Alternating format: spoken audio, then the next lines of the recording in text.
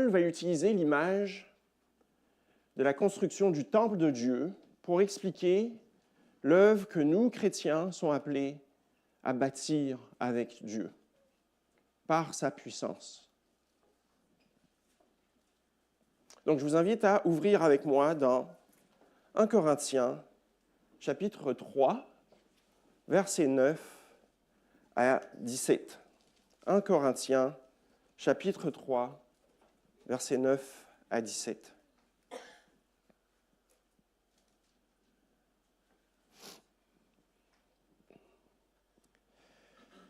Car nous sommes ouvriers avec Dieu.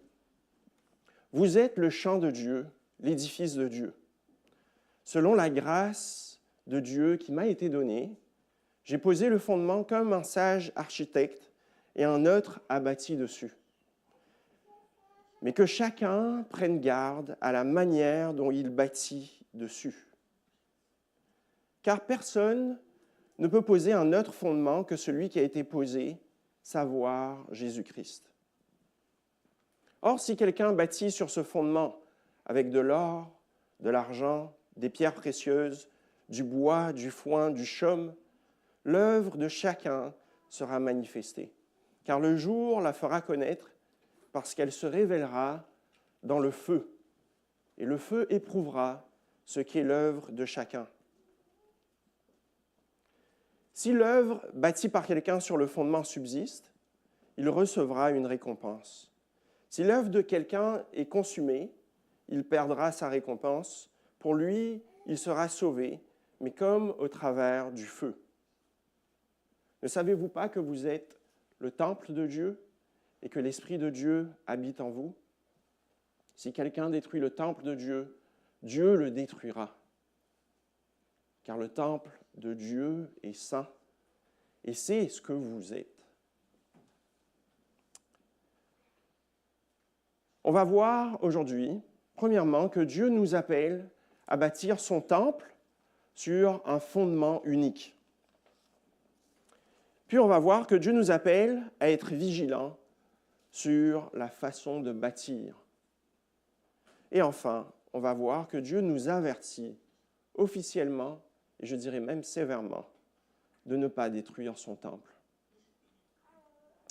Dieu nous appelle à bâtir son temple sur un fondement unique. Paul dit ici, « Car nous sommes ouvriers avec Dieu, vous êtes le champ de Dieu, l'édifice de Dieu. » Nous sommes des ouvriers avec Dieu et en même temps, nous sommes l'édifice de Dieu. Il dit au verset 16, « Nous sommes le temple de Dieu. » Pour comprendre ce que Paul affirme ici, on a besoin de comprendre, de voir qu'est-ce que le temple de Dieu. Qu'est-ce que le temple de Dieu? Donc, dans le livre, si on remonte dans le temps, dans le livre d'Exode, après que Moïse ait libéré son peuple, Dieu a demandé à son peuple de lui construire un sanctuaire, un tabernacle. Dans Exode 25, verset 8, Dieu dit, « Ils me feront un sanctuaire et j'habiterai au milieu d'eux. » Donc Moïse même rencontrait Dieu dans ce sanctuaire. Dieu était présent dans ce lieu. Par la suite, quand le peuple est arrivé en terre promise, en Israël, à Jérusalem, Dieu a dit que ce serait Salomon qui lui bâtirait un temple. David voulait bâtir un temple, mais il a dit que ça serait son fils. Donc Salomon a bâti un temple qui était glorieux, un temple qui démontrait la gloire de Dieu. Mais le plus important là-dedans, c'est que Dieu était présent dans ce temple. Même que les gens faisaient, ceux qui ne vivaient pas à Jérusalem, ils marchaient des kilomètres pour pouvoir adorer Dieu à cet endroit.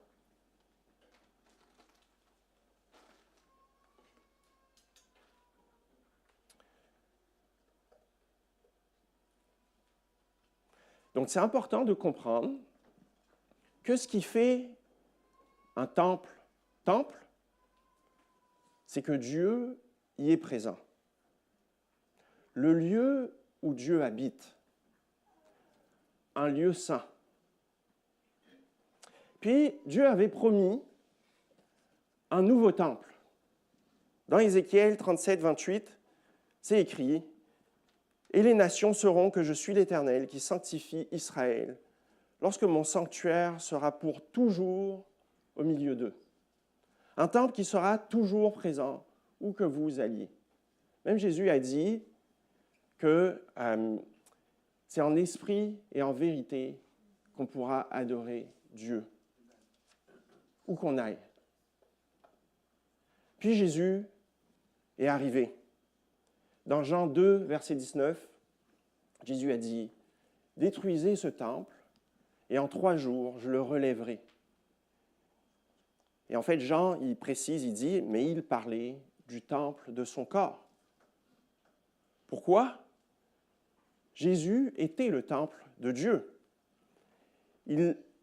Dieu n'habitait plus dans un bâtiment, mais dans un corps fait chair, parmi les hommes. Donc, c'est important de comprendre que le temple est ce lieu où l'homme rencontrait Dieu, où Dieu était présent. Et Paul, ici, dans 1 Corinthiens 3, verset 16, qu'est-ce qu'il nous dit?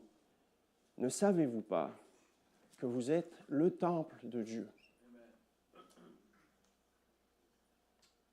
Même dans le cadre d'une autorité qui est donnée à l'Église, dans Matthieu 18, 20, il va dire, c'est la mise en discipline de l'Église, il va dire, car là où 2 ou 3 sont assemblés en mon nom, je suis au milieu d'eux.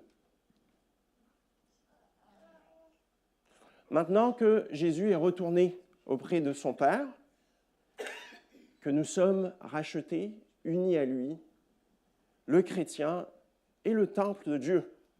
L'Église, nous tous ici, nous sommes le temple de Dieu, car il a fait habiter l'Esprit de Dieu en nous.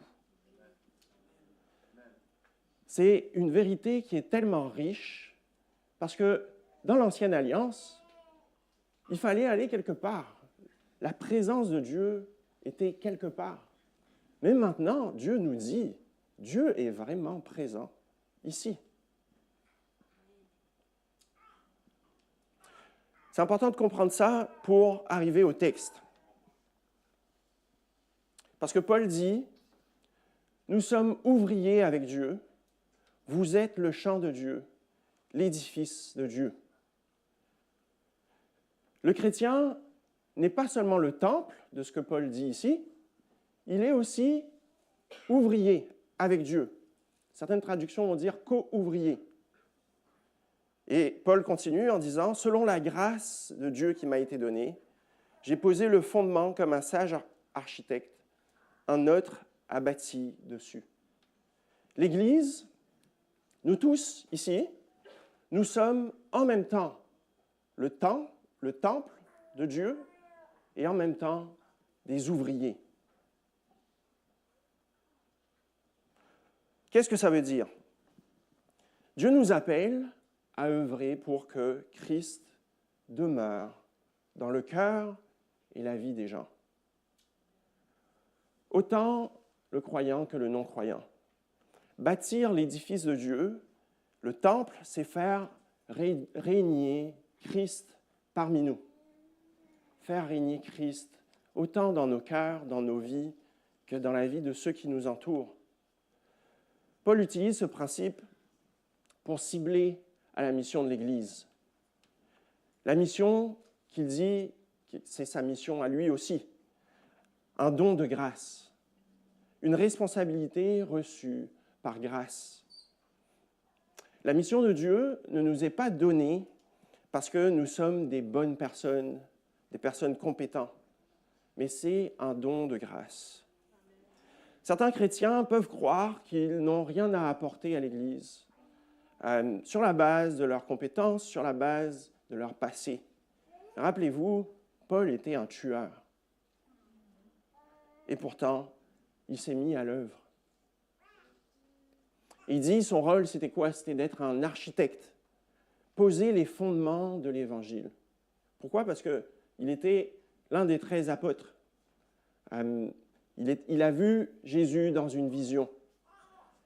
Et il a été appelé à annoncer l'Évangile parmi les premiers. Paul a commencé et il dit que d'autres bâtiront dessus. C'est un travail qui est collectif. D'autres continuent. Encore aujourd'hui, nous continuons à bâtir l'Église. Nous faisons tout pour que Jésus habite et règne dans nos vies, ainsi que dans la vie des gens qui sont autour de nous. C'est une œuvre qui se fait ensemble. Et c'est important de se rappeler une œuvre qui ne se fait pas seulement en nombre de personnes, mais comme je l'avais mentionné la semaine dernière, en maturité chrétienne.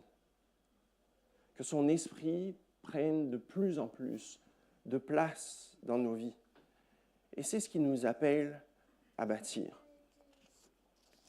Mais il nous prévient. Il nous prévient d'une chose. Il dit, mais que chacun prenne garde à la manière dont il bâtit dessus. Car personne ne peut poser un autre fondement que celui qui a été posé, savoir Jésus-Christ. Qu'on prenne garde à la façon dont on bâtit. Et ici, on parle de tous les croyants, pas seulement les anciens, pas seulement ceux qui dirigent un leader, un groupe, mais tous les croyants sont appelés à faire attention à la façon dont ils bâtissent. Pourquoi? Parce que c'est possible de bâtir sur un autre fondement que Jésus. Je vais vous donner une image. Imaginez-vous un chantier. Des ouvriers qui ont la mission de bâtir un édifice sur ce chantier. Et il y a eu un spécialiste dans les fondements qui, 3 mois plus tôt, est venu avec ses travailleurs. Et ils ont creusé vraiment, vraiment profondément pour placer un énorme rocher dans le sol. Un rocher vraiment lourd, ayant toutes les caractéristiques pour supporter le poids de n'importe quel édifice. Et ce rocher est capable de supporter n'importe quel tremblement de terre. Et il est tellement profond qu'un glissement de terrain ne pourrait pas du tout le faire bouger. Mais quand les ouvriers ils arrivent sur le chantier, le plan exact de où est-ce qu'il doit bâtir, et lorsqu'ils voient l'endroit où il doit bâtir, qui est damé avec de la terre, ils voient à côté une plaque de béton, une grande plaque de béton. Puis ils se disent, cette plaque de béton semble plus solide que l'endroit où on nous a dit de bâtir. Puis, ils décident tout simplement de bâtir sur cette plaque de béton.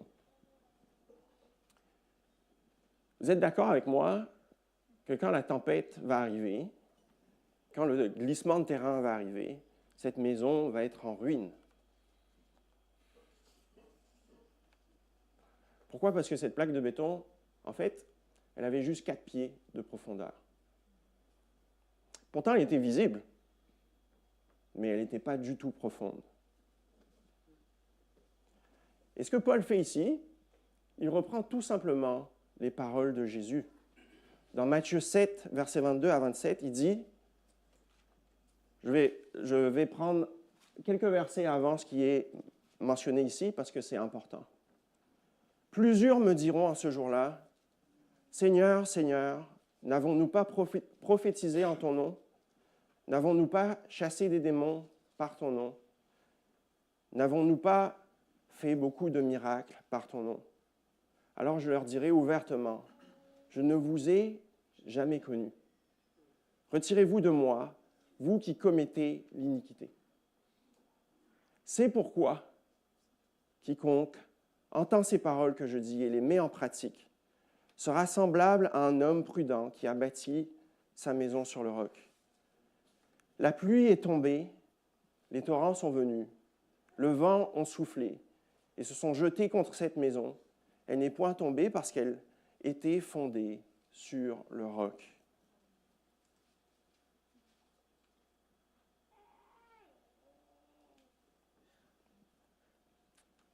C'est possible de bâtir sur un autre fondement que Jésus-Christ. En fait, c'est bâtir sur autre chose que sa parole, ce qu'il dit, mettre en pratique ce qu'il dit.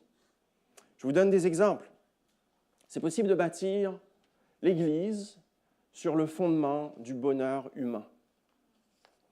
Imaginez que le message principal de l'Église de Repentigny était « Viens à Jésus, et il réglera tous tes problèmes.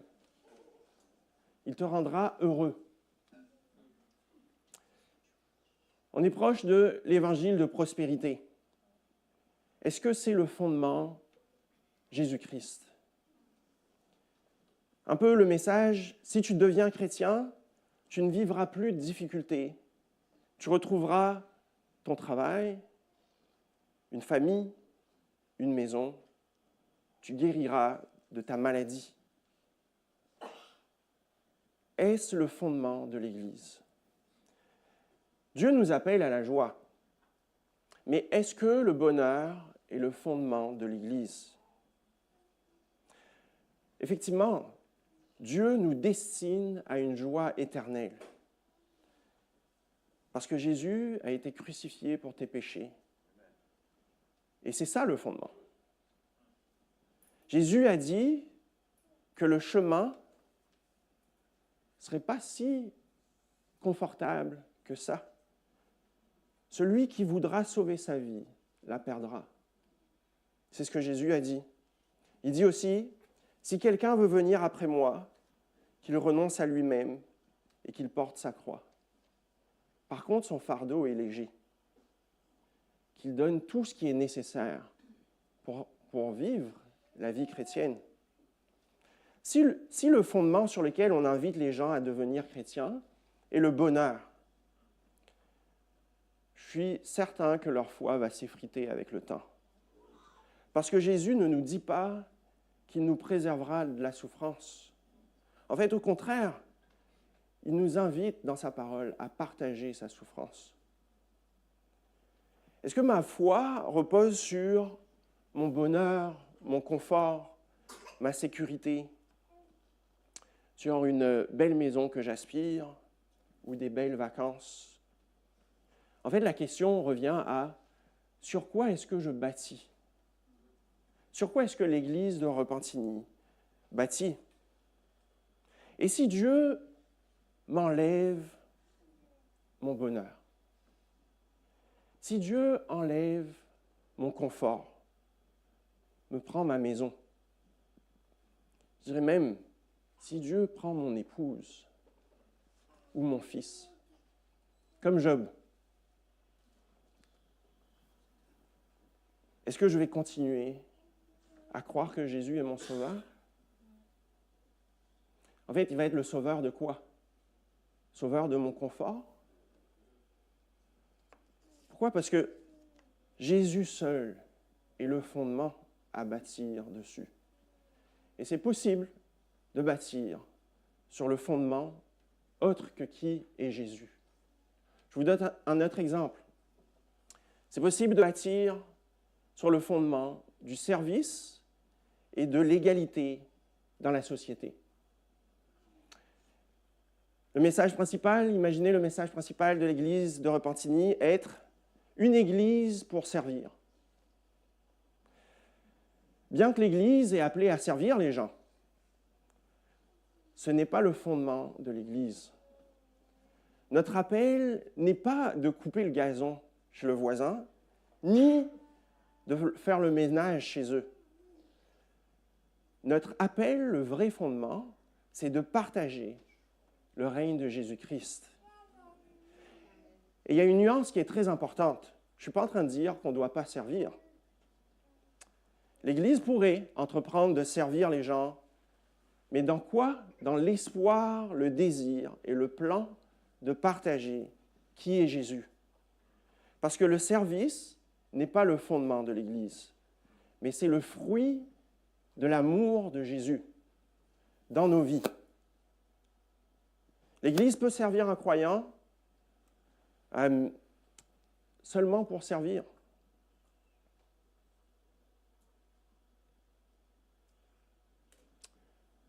Si nous servons notre voisin, servons-le sur le fondement que Jésus règne et que nous le faisons en son nom. Ce n'est pas quelque chose qui doit être caché.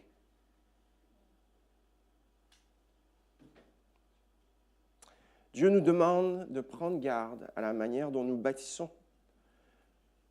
Bâtir sur Jésus-Christ.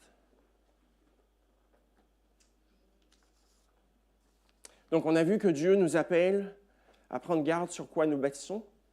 Maintenant, on va voir que Dieu nous appelle à la vigilance de comment nous bâtissons. Comment nous bâtissons. Paul dit, « Or, si quelqu'un bâtit sur ce fondement avec de l'or, de l'argent, des pierres précieuses, du bois, du foin, du chaume, l'œuvre de chacun sera manifestée, car le jour fera connaître, parce qu'elle se révélera dans le feu, et le feu éprouvera ce qu'est l'œuvre de chacun. » Excusez-moi. J'avais un petit rhume cette semaine. Donc, Paul ici mentionne que c'est possible de bâtir l'Église avec deux types de matériaux. Des matériaux durables et honorables et des matériaux fragiles et usables. Il y a l'or, l'argent, les pierres précieuses, puis le bois, le foin et le chaume. Et la différence entre ces deux matériaux, ce n'est pas principalement qu'il y en a qui sont précieux et d'autres pas, mais le texte nous dit que c'est surtout qu'il y en a qui sont durables et d'autres pas. Beaucoup de chrétiens peuvent penser uniquement au fondement, à Christ, à la foi. On commence avec Jésus, puis ensuite on construit avec ce qu'on veut. On fait un peu ce qu'on veut en tant qu'Église. Mais Paul, ici, la parole de Dieu ne résonne pas comme ça. Parce que le fondement n'est pas seulement ce qui est en dessous de l'édifice, mais c'est aussi ce qui détermine la nature de l'édifice. C'est comme si on ne peut pas construire une maison en carton sur un fondement de marbre. Si le fondement est Christ, alors l'enseignement doit venir de Jésus.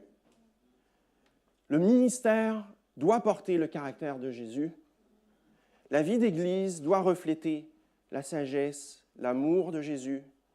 La manière de servir doit être conforme et empreinte de la grâce de Jésus.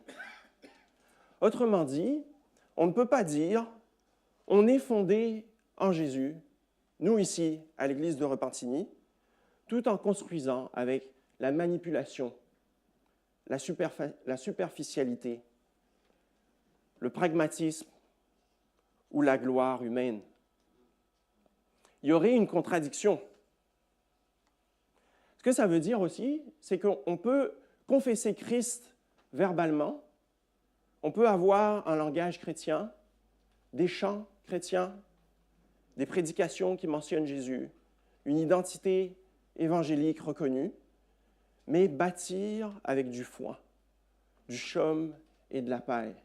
Comme, par exemple, bâtir pour que l'Église soit efficace. Bâtir en usant une image acceptable auprès de la société. Acceptable et attirante. Bâtir pour le nombre de personnes ici dans la salle. Bâtir pour avoir l'approbation des hommes. Éviter des scandales de l'Évangile. Alors que les réels matériaux précieux, durables, sont la vérité, l'humilité, la dépendance de Dieu, la dépendance à Dieu, la grâce, le pardon entre nous et l'amour qui témoigne de qui est Jésus. En fait, Christ peut être dans nos discours, dans notre façon de parler, mais on peut bâtir avec des matériaux qui ne sont pas dignes de lui. Et ici, l'un des points les plus importants du texte, je vais relire le verset 13. Il dit « Car le jour le fera connaître, parce qu'elle se révélera dans le feu, et le feu éprouvera ce qui est l'œuvre de chacun. » Le problème avec ce matériau, les matériaux que j'ai mentionnés, qui sont non durables, ce n'est pas forcément qu'ils sont immoraux. En passant, le bois, ça paraît très bien sur un temple. Avoir bonne réputation, ce n'est pas une mauvaise chose en soi. C'est pas mal. Ou bien être efficace, c'est quelque chose de bien. Mais Paul donne un critère qui est différent ici. Il parle du critère de la durabilité éternelle. Et c'est ça qui détermine un matériel digne de Christ. Est-ce que ce que l'on fait à l'Église persistera au jugement éternel? Dans nos catégories humaines, lorsqu'on regarde une Église, on peut l'évaluer facilement avec un regard humain, par l'impact que l'Église a sur la société, son audience. Est-ce qu'il y a beaucoup de gens qui sont assis dans la salle? Ou sa croissance? Est-ce que l'Église grandit rapidement? Sa réputation? Mais la parole de Dieu dit, l'œuvre de chacun sera manifestée. Le feu éprouvera ce qui est l'œuvre de chacun. Et encore une fois, je dis, on ne doit pas rejeter forcément l'efficacité, la croissance d'Église ou notre réputation. Mais je dis que ce n'est pas ce que l'Église bâtit. La réalité, c'est que, est-ce que nos méthodes, on peut se poser cette question, nos méthodes, nos plans, une ambiance agréable à l'Église, aident à l'adhésion de quelqu'un qui vient ici? Parce que si les gens viennent à l'Église parce qu'ils se sentent bien, qu'ils aiment le style de la louange, qu'ils viennent pour l'enseignant qui est bon à parler, Dieu va-t-il régner réellement et faire sa demeure dans son cœur? Je ne suis pas sûr. Pourquoi? Parce qu'on doit se rappeler qu'on est appelé à susciter la foi dans la vie des gens. Une foi qui va durer dans l'éternité. Un matériel durable.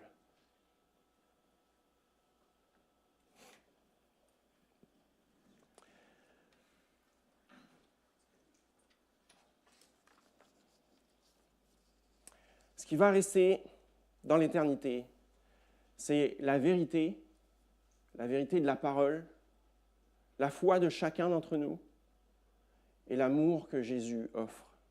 Et c'est ce que nous partageons en tant qu'ouvriers dans ce que nous bâtissons.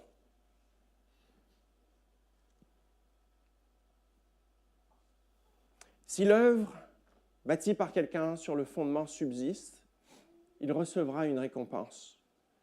Si l'œuvre de quelqu'un est consumée, il perdra sa récompense.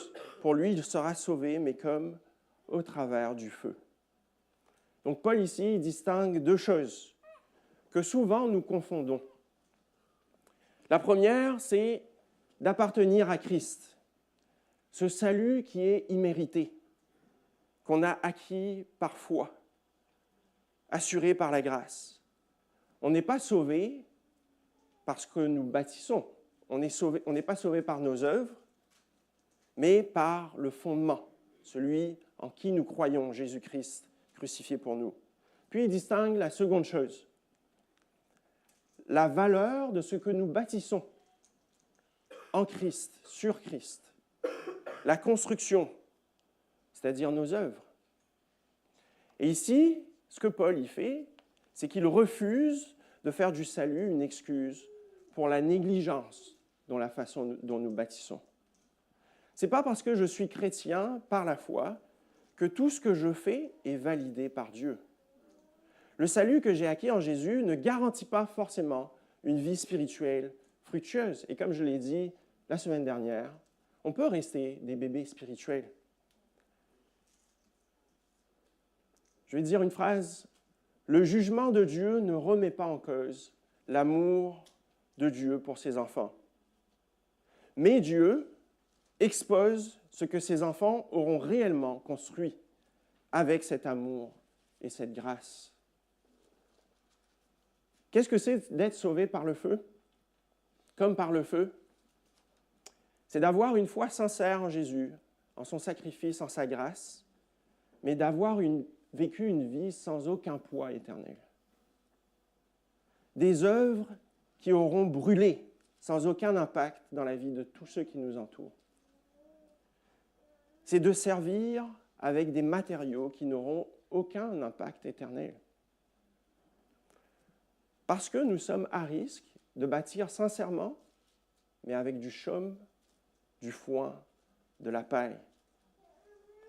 En prêchant Christ pour l'approbation des gens, pour une bonne réputation, en défendant la vérité sans amour, sans l'amour de Jésus, cet amour qui dit la vérité pour le bien de l'autre, en voulant une sainteté sans épreuve, sans souffrance.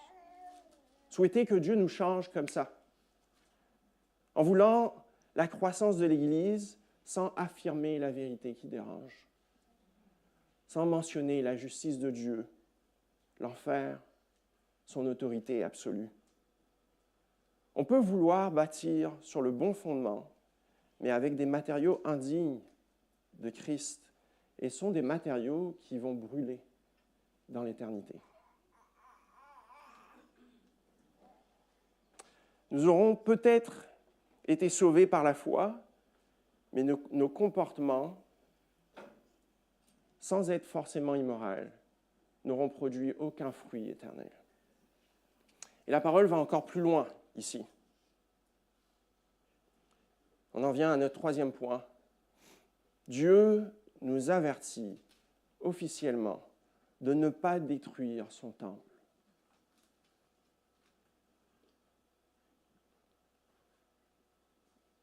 Paul y dit, « Ne savez-vous pas que vous êtes le temple de Dieu et que l'Esprit de Dieu habite en vous?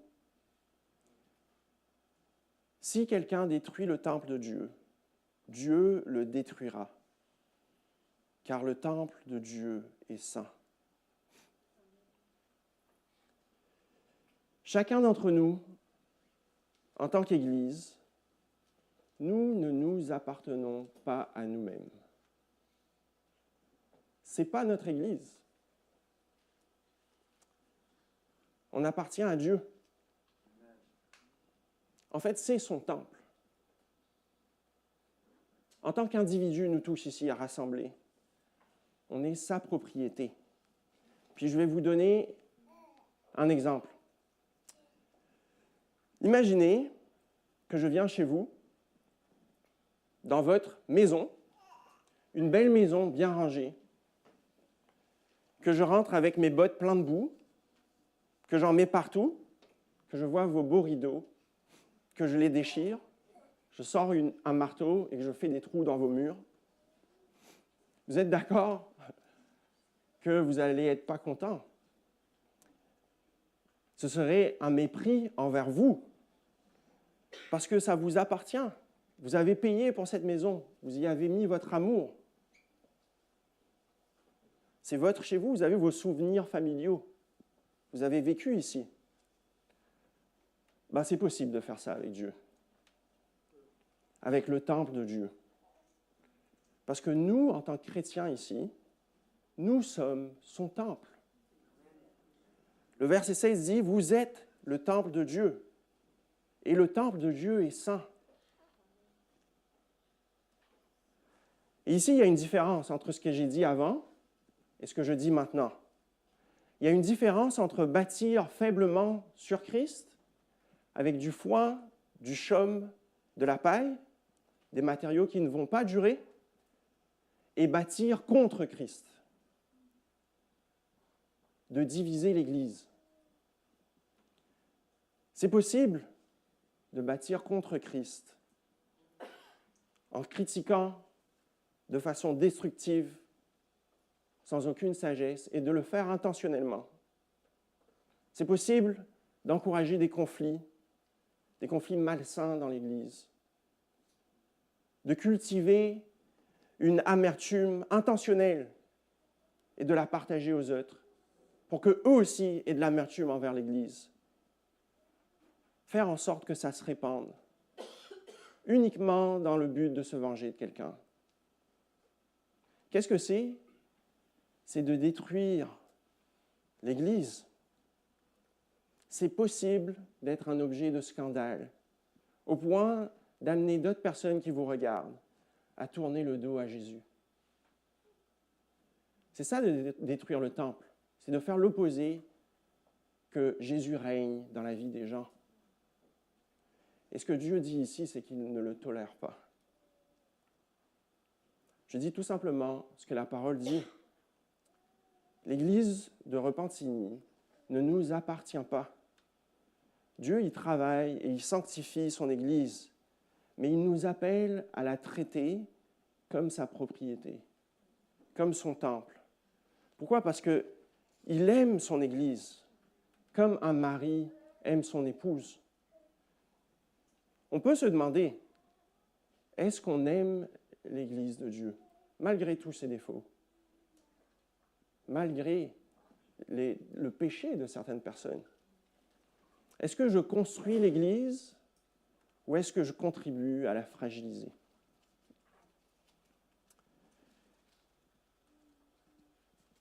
Voici 3 encouragements que ce passage nous amène. Et encore ici, c'est dans la grâce que Dieu nous amène ces paroles. Il nous a sauvés par la foi. Et il n'y a aucune condamnation pour celui qui est en Christ. Mais quand Dieu amène sa parole, on est appelé à l'écouter. Donc voici 3 encouragements. Vivons avec le but absolu que Christ règne. Bâtir sur le bon fondement. Bâtissons avec des matériaux durables tels que l'amour, la foi, la vérité, la grâce, le pardon les uns envers les autres. Des matériaux qui produiront une œuvre éternelle. Et enfin, traitons l'Église comme la propriété de Dieu, le temple qui lui appartient. Amen.